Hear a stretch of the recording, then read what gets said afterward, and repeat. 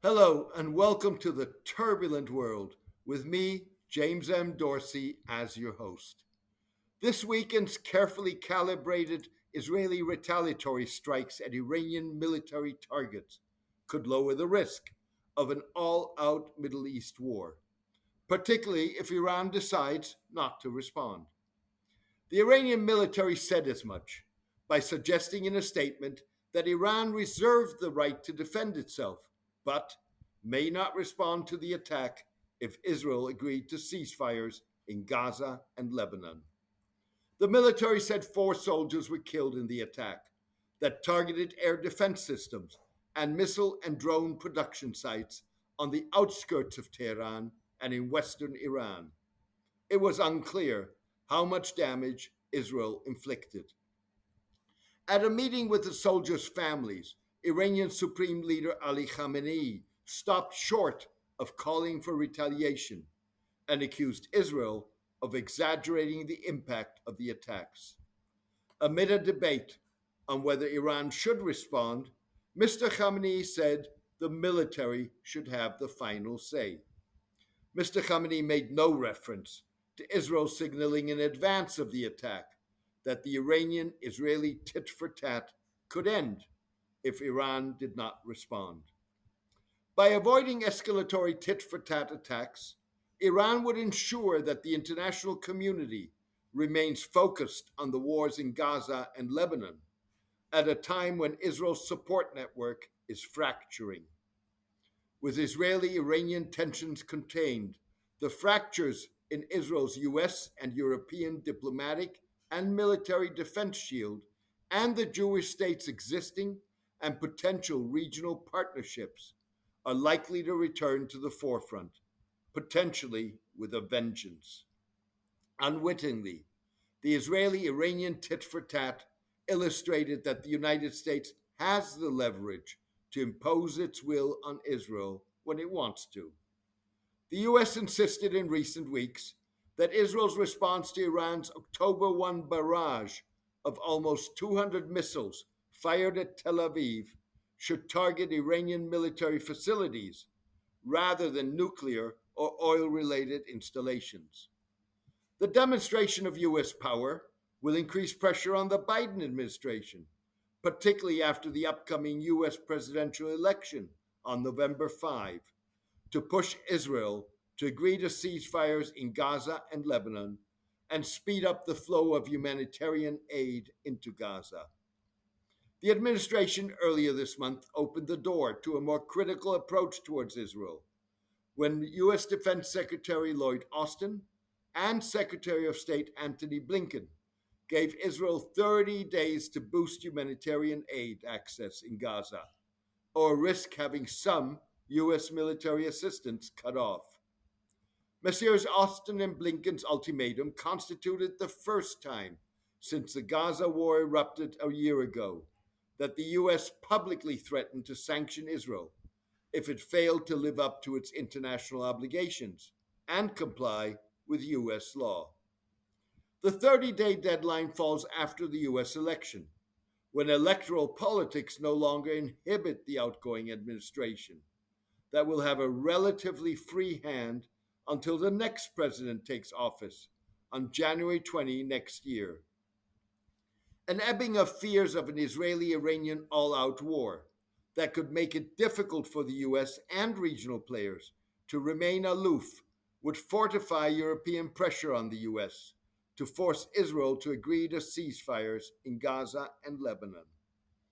Various European leaders, including French President Emmanuel Macron and Belgian Development Minister Caroline Guenes, have called for an arms embargo, while Spain and Italy have suspended new post October 7 arms sales to Israel.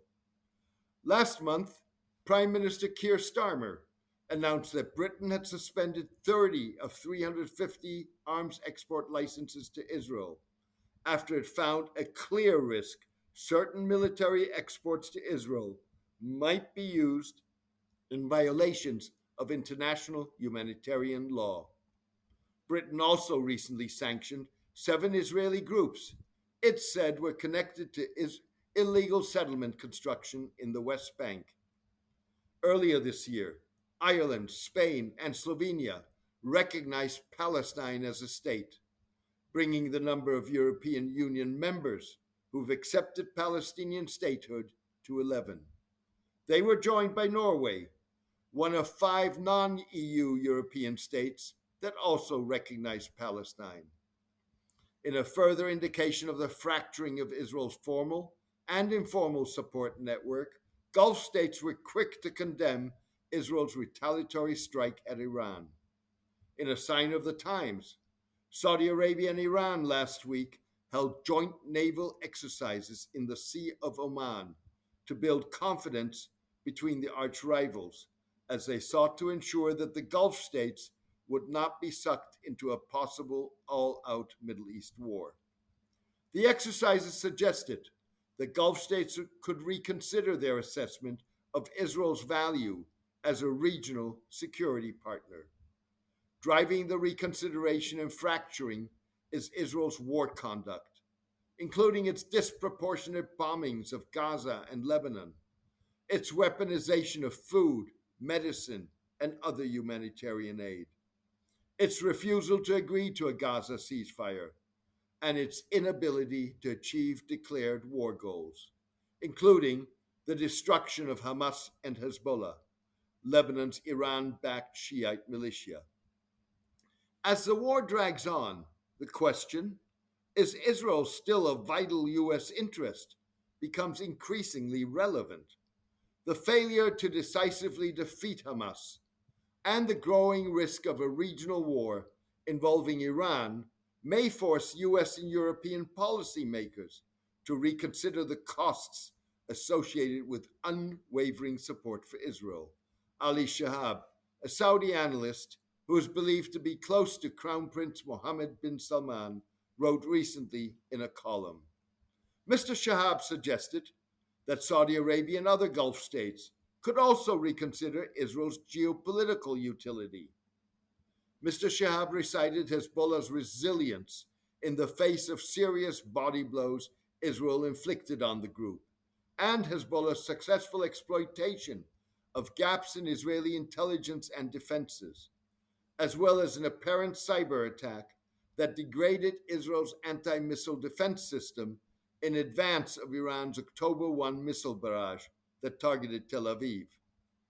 Echoing the Saudi Crown Prince's insistence that the kingdom would only recognize Israel if Israel agreed to the creation of an independent Palestinian state, Mr. Shahab warned that mounting pro-Palestinian sentiment could force Gulf rulers to further distance themselves from Israel.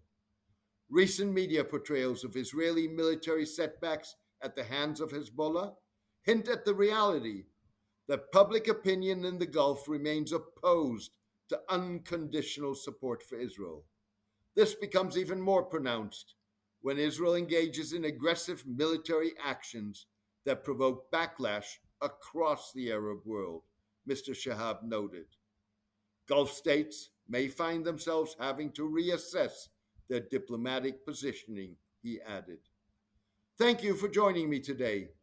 Thousands across the globe are avid readers and listeners of the turbulent world. Join them in helping maintain and expand the column and podcast by becoming a paid subscriber.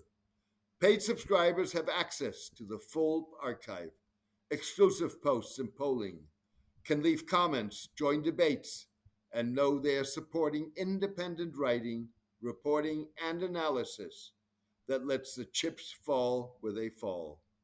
You can contribute by going to jamesmdorsey.substack.com and choosing one of the subscription options. Thank you for your support and loyalty. Take care and best wishes.